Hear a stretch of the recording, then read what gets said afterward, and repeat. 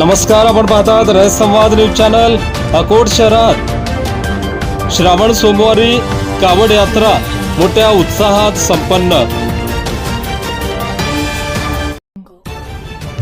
अकोट शहरात दरवर्षीप्रमाणे श्रावण सोमवारी यावर्षी सुद्धा भव्य कावड यात्रा पार पडली। कावड यात्रेमध्ये वेगवेगळ्या प्रकारे प्रत्येक मंडळाने देखावे करून एक संदेश अकोट शहरात दिला। लखन इंगळे मित्र परिवाराकडून कावडधारी शिवभक्त मंडळ अध्यक्ष यांना शाल श्रीफळ देऊन सत्कार करण्यात आला।